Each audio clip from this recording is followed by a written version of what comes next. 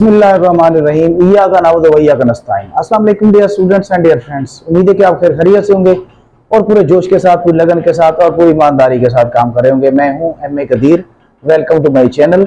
आइए आज स्टूडेंट्स, आज हम 9th क्लास की फिजिक्स के 5 यूनिट के हम न्यूमेरिकल सॉल्व करते हैं। ठीक है, तो पहला हमारा न्यूमेरिकल है, उसकी मैं स्टेटमेंट पढ़ता हूँ। Force of 20 Newton acting at an angle of 60 degree. ठीक है, फोर्स है हमारे पास, ये यहां पे 5.1 हम सॉल्व कर रहे हैं न्यूमेरिकल प्रॉब्लम। ठीक है, साथ साथ हम लिखते जाएंगे। ये फोर्स है हमारे पास, फोर्स यानी एफ 20 न्यूटन, 20 न्यूटन की फोर्स है। ठीक है, फिर इसके बाद जो है हमारे पास एंगल है 60 का, एंगल यानी थीटा, 60 का एंगल है। फिर इसके बाद जो है क्या है, to the horizontal to use to, मतलब हॉरिजॉन्टल है जमीन के साथ है, हॉरिजॉन्टल यूं होता है। ठीक है, जमीन के साथ जो है एंगल बना रहा है।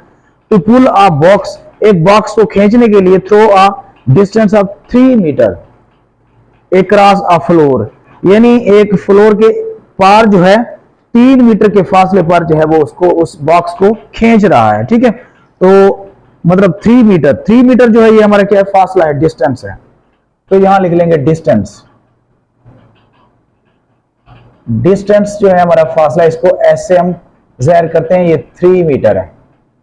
ठीक है, ये हो गया डिस्टेंस, 3 मीटर हो गया। हमने मालूम क्या करना है, how much work is done, यानी वर्क ही मालूम करना है। ठीक है, यहां पे लिख लेते हैं वर्क,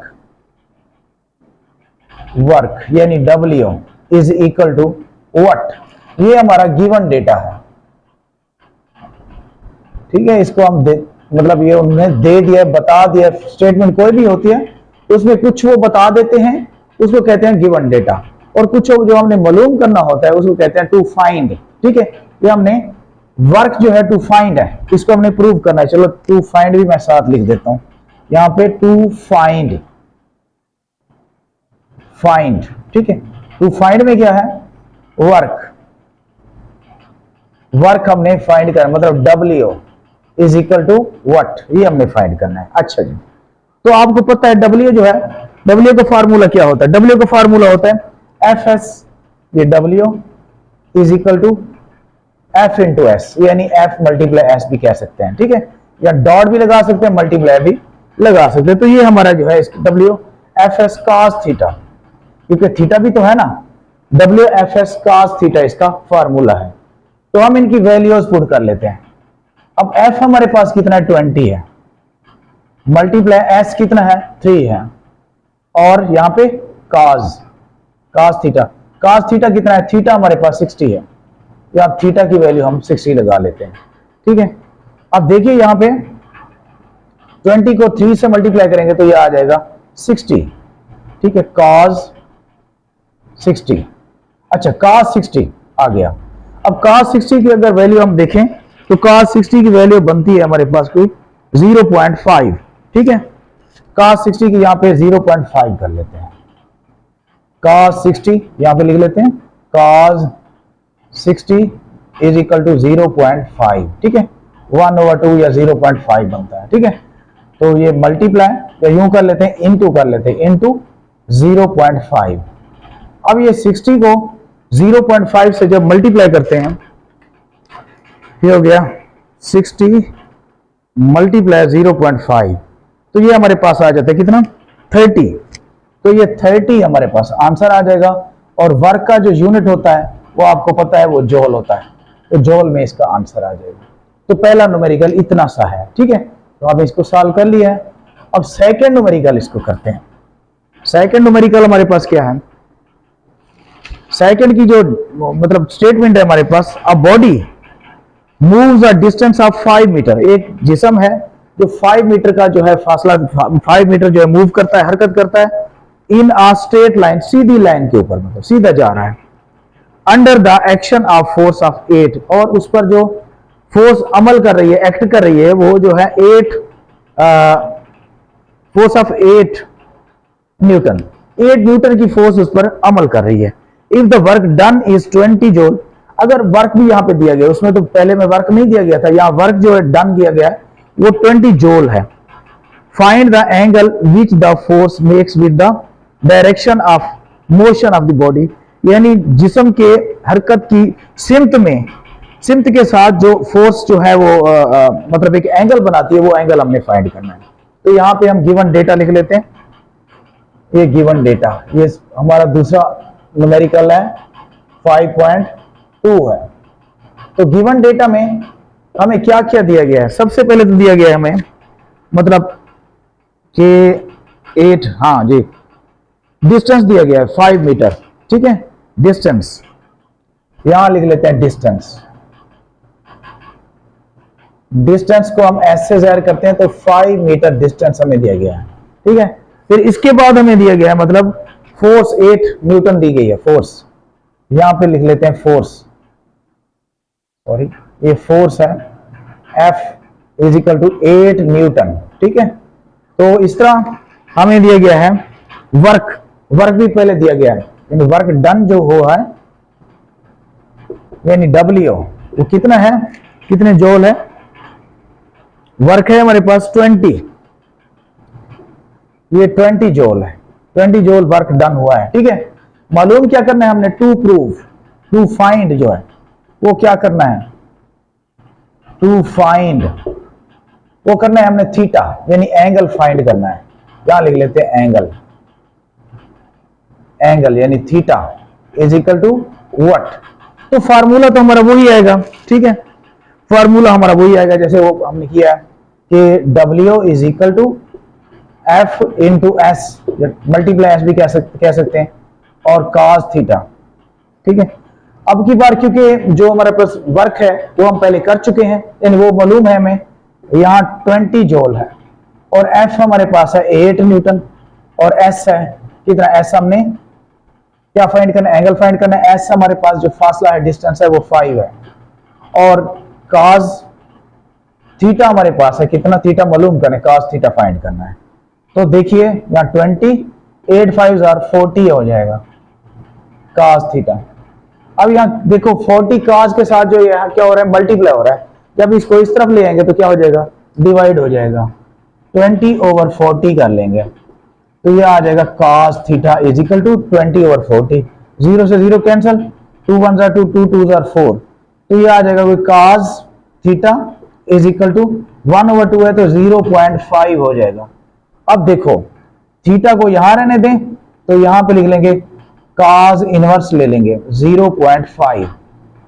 cos इनवर्स 0.5 जब लेते हैं तो ये हमारे पास आ जाता है कितना, 60 का एंगल आ जाता है, 60। तो ये 60 डिग्री जो है हमारा जो है इसका आंसर आ जाएगा, ठीक है इसका। तो हमारा ये सेकंड जो न्यूमेरिकल है वो भी हो गया आपके सामने, बहुत ही इंतहाई आसान न्यूमेरिकल है, न्यूमेरिकल प्रॉब्लम है। और अब इसके बाद जो है 5.3 करके देखते हैं। हाँ जी, 5.3 क्या है, 5.3 जी, ये गिवन डेटा, थोड़ा सा नीचे करके करते हैं, गिवन डेटा। अच्छा, अब उसकी स्टेटमेंट पढ़ते हैं, क्या है 5.3 की। 5.3 की स्टेटमेंट है, an engine raises 100 kg of water, ठीक है। एक इंजन है जो 100 kg यानी 100 किलोग्राम का जो मतलब वेट है वो उठाता है, पानी उठाता है, 100 किलो जो है वो किलोग्राम उठाता है, through a height of 80 metre, यानी 80 मीटर की हाइट की बुलंदी पर जो कितना 100 किलोग्राम जो है वो पानी को उठाता है एक इंजन जो है 80 मीटर की बुलंदी तक, इन 20 सेकेंड्स यानी 25 सेकेंड्स में। What is the power of the engine, engine की पावर हमने फाइंड करनी है। अच्छा जी, अब देखो यहाँ पे केजी आ गया है तो इसका मतलब है मैस है, ठीक है। तो यहां लिख लेंगे मैस, जो हमें गिवन है वो पहले है मैस, क्योंकि मैस जो होता है उसका यूनिट केजी होता है। तो m इज इक्वल टू कितना, 100 kg है। फिर इसके बाद जो है हमें ये हाइट दी गई है, हाँ जी हाइट, ये हाइट है, हाइट यानी एच, वो कितनी दी गई है, एच हाइट, ठीक है, वो दी गई है 80 मीटर, 80 मीटर जो है दी गई है। अच्छा, एक लिहाज से ये डिस्टेंस भी हो जाएगा एच जो है, हाँ जो, ठीक है, इसको हम डिस्टेंस भी कह सकते हैं। चलें, फिर इसके बाद जो है हमारे पास जो टाइम है, टाइम कितना दिया गया है, टी कितना है, 25 सेकेंड्स, ये 25 सेकेंड्स टाइम है। तो फाइंड क्या करना है हमने, फाइंड करना है हमने पावर, पावर फाइंड करनी है जी, पावर यानी P is equal to what. अब जो पावर का फॉर्मूला होता है आपको पता है कि ये जो P है is equal to F S, ठीक है, यानी जो एनर्जी है, एफ एस एनर्जी है, ठीक है, एफ एस और ओवर टी आ जाएगा, एफ एस ओवर टी। और एफ एस क्या है, एफ एस मतलब वही मैं मतलब डब्ल्यू, डब्ल्यू है ना, एफ एस डब्ल्यू हो जाएगा। तो डब्ल्यू क्या है, डब्ल्यू क्या है, W is equal to M G H होता है, एम जी एच और ओवर टी, ठीक है। तो ये हमारा फार्मूला बन जाएगा, एफ एस की जगह डब्ल्यू भी लगा सकते हैं, ठीक है, पहले चलो डब्ल्यू लगा देते हैं, एफ एस डब्ल्यू होता है over T is equal to M G H, W होता है यानी वेट जो होता है एम जी एच है, ओवर टी आ जाएगा, ठीक है। अच्छा, तो ये हमारे पास आ जाएगा, ठीक है। तो अब इसमें अच्छा मैस, अच्छा अब इसकी वैल्यूज पुट कर लेते हैं, P is equal to mass है हमारे पास 100 kg। अच्छा, जी भी है इसमें, जी भी जो है वो कितना है, एम जी एच, जी जो है क्योंकि ऊपर की तरफ उसे उठाया है तो वो भी मतलब 10, जी की वैल्यू फिक्स होती है यहाँ पे, सॉरी वो भी लिखना चाहिए हमें, यहाँ जी लिख लेते हैं, जी gravitational acceleration 100 metre per second, ठीक है, ये आ जाएगा, पर सॉरी 10 मीटर पर सेकेंड, ये 10 आ जाएगा। और एच, एच हमारे पास कितना है 80 है, ओवर टी, टी जो है 25 है, 25 सेकेंड्स है। अब देखते हैं ये 25 को 100 पे डिवाइड कर तो 4 आ जाता है, तो जब इन सबको मल्टीप्लाई करते हैं 10 4 40 होता है, 40 को 80 से मल्टीप्लाई करें तो ये 32 आ जाएगा, 3200 आ जाएगा, 3200 आ जाएगा। और पावर का जो मतलब यूनिट होता है वो डब्ल्यू होता है, ठीक है। तो ये आ जाएगा हमारे पास आंसर इसका, ठीक है, 3200 आ जाएगा। तो अब इसके बाद जो है हम नेक्स्ट करने की कोशिश करते हैं। नेक्स्ट क्या है,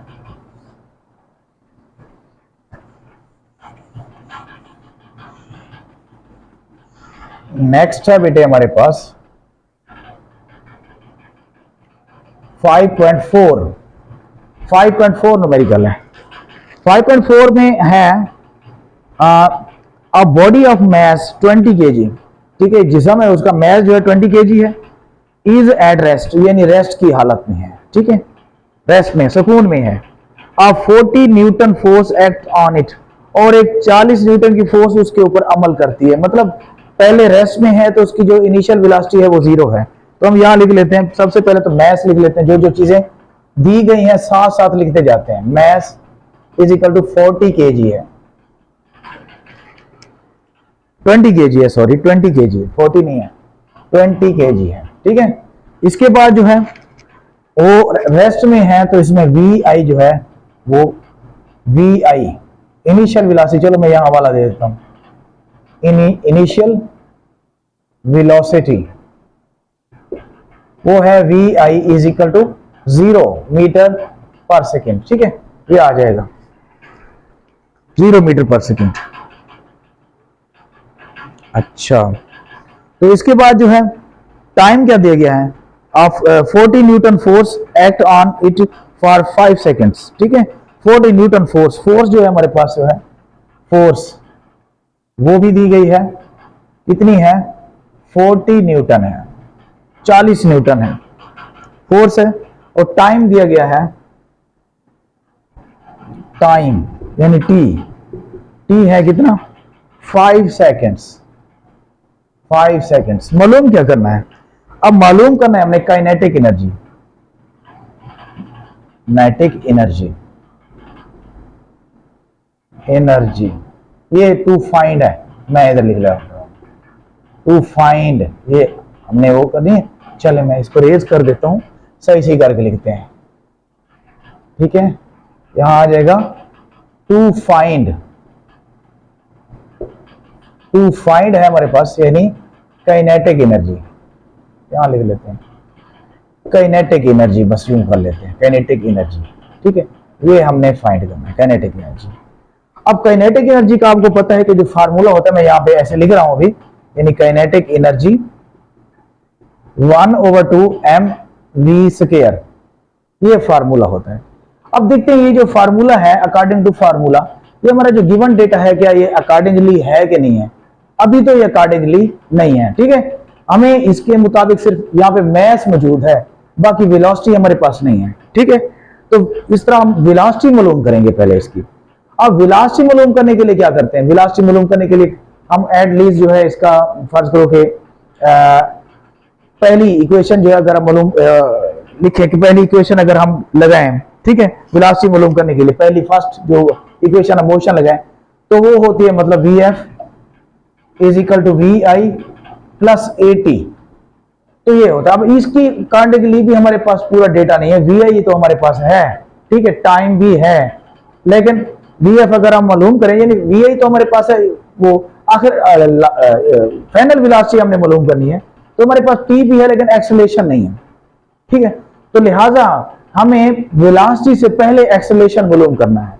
तो एक्सेलरेशन मालूम करने के लिए क्या करते हैं? हमारे पास फार्मूला है F is equal to ma, तो उसके मुताबिक हमारे पास डेटा है। पहले एक्सेलरेशन मालूम कर लेते हैं जी, तो पहले एक्सेलरेशन मालूम करते हैं। ठीक है, F is equal to ma, ये फार्मूला है हमारे पास। अब F हमारे पास है कितना? 40, और m है मैस हमारे पास 20 है, और a। ठीक है, तो यहाँ पे 20 डिवाइड हो रहा है, तो मल्टीप्लाई हो रहा है, इधर डिवाइड हो जाएगा, a 0 से 0 कैंसिल कर लेंगे, तो a इज इक्वल टू 2 2 4, तो ये 2 हमारे पास क्या आ जाएगा? 2 मीटर, ठीक है, पर सेकंड स्क्वायर। ठीक है ना, ये हमारे पास जो क्या आ जाएगा? एक्सेलरेशन आ जाएगा। एक्सेलरेशन तो आ गया। अब इसके बाद जो हम वेलोसिटी मालूम करते हैं, वेलोसिटी मालूम करने के लिए क्या करेंगे? देखो, वेलोसिटी मालूम करने के लिए करेंगे Vf is equal to Vi plus AT, ये हमारे पास जो according to first equation of motion. ठीक है, अब वेलोसिटी हम मालूम कर रहे हैं, तो वेलोसिटी के लिए हमारे पास जो है Vf हमने मालूम किया, Vi हमारे पास 0 है, प्लस एक्सेलरेशन हमने मालूम किया है 2 है, और T हमारे पास टाइम जो है वो 5 है। तो Vf यहाँ पे V थोड़ा सा बड़ा डाल लेते हैं, F छोटा डालें। ठीक है, Vf, ठीक है, ये आ जाएगा Vf is equal to 5 to the 10 आ जाएगा। ठीक है, 10 मीटर पर सेकंड स्क्वायर, ये हमारे पास जो क्या आ जाएगा? वेलोसिटी आ गई। ठीक है, अब हमारे पास जो फार्मूला था ना काइनेटिक एनर्जी का 1/2 mv², तो उसका हमारे पास जो मवाद है, मैस भी आ गया, वेलोसिटी भी आ गई। अब हम उसको मतलब लिखते हैं और उसको पुट करते हैं। ठीक है, तो सॉल्व करते हैं, यहां पे लिख लेते हैं। चलो, ये काइनेटिक एनर्जी यहां लिख लेते हैं, kinetic energy is equal to 1/2, ये आ जाएगा 1/2 mv²। ठीक है, 1/2 m हमारे पास है कितना? 20, और v है कितना? v अभी हमने निकाला है 10, तो 2 10s are 20 होता है, तो 10 10s are 100 होता है, तो 100 काइनेटिक एनर्जी हमारे पास आ जाएगा। ठीक है, 100, तो ये 100 हमारे पास जो है, बल्कि हाँ mv² है, सॉरी, तो इसका स्क्वायर लेना है, ये आ जाएगा 10 मल्टीप्लाई, ये 100 को इससे मल्टीप्लाई करेंगे तो ये आ जाएगा हमारे पास कितना? ये आ जाएगा, चले मैं इधर ही कर लेता हूं। ठीक है, ये kinetic energy is equal to 1/2, मैं इधर ही कर लेता हूं सारा दोबारा जो है ना, ताकि आपको समझ आ जाए। ठीक है, ये मैं यहां से रेज कर रहा हूं, तो ये 1/2 मल्टीप्लाई m है हमारे पास कितना? 20 है, और v है, v हमने निकाला है 10 का स्क्वायर, तो ये 2 10s are 20, तो 10 मल्टीप्लाई 10 का स्क्वायर लेंगे तो 100 आ जाएगा, तो 100 को 10 से मल्टीप्लाई करेंगे तो क्या आ जाएगा? ये 1000 आ जाएगा। तो ये 1000 हमारे पास जूल जो है, क्योंकि जो हमारे पास काइनेटिक एनर्जी है उसका जो यूनिट होता है energy, any kind of energy मतलब उसका जूल जो है यूनिट होता है, ठीक है। तो ये हमारा जो 3 है वो भी, बल्कि 4 भी सॉल्व हो गया। अब इसके बाद 5 करते हैं। 5 छोटा सा है तो उसको सॉल्व करके देखते हैं। हाँ जी, तो मैं अब इसको रेज कर रहा हूं, ये रेज कर लेते हैं।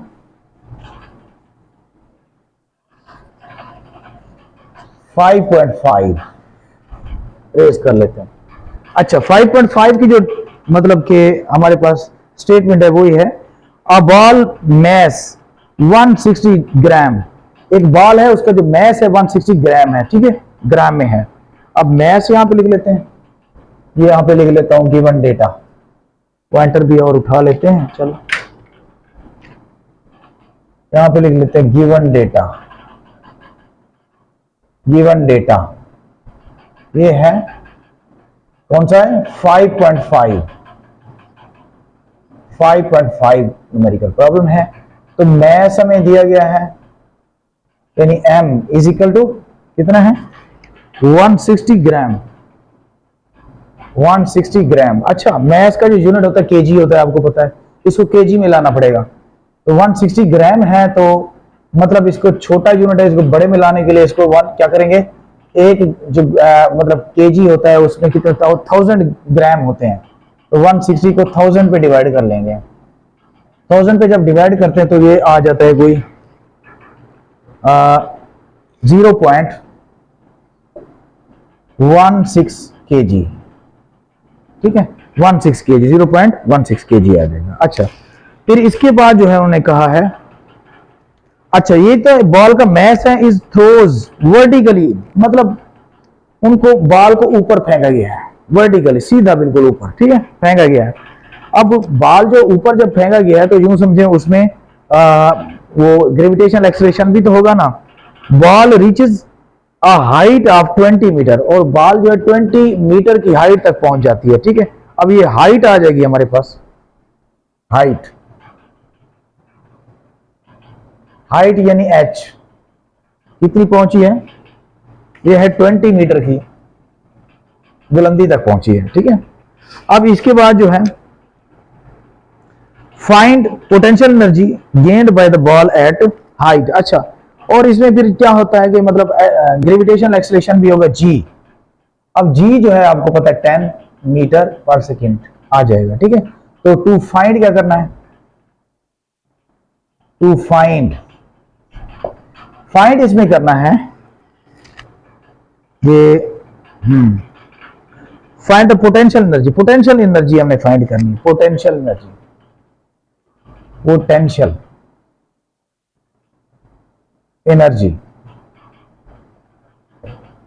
एनर्जी यानी पीई, ये हमने फाइंड करना है,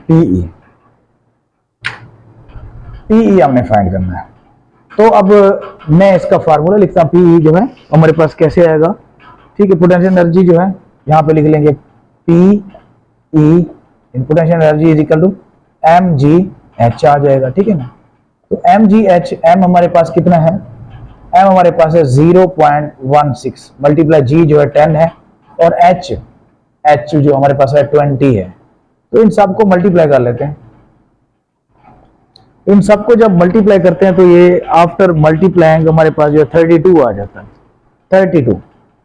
32 आ जाता है जॉल, ठीक है, क्योंकि एनर्जी है तो इसका यूनिट जॉल आ जाएगा। तो बस इतना सा, मतलब ये हमारा न्यूमेरिकल थे 5, आज न्यूमेरिकल करते हैं।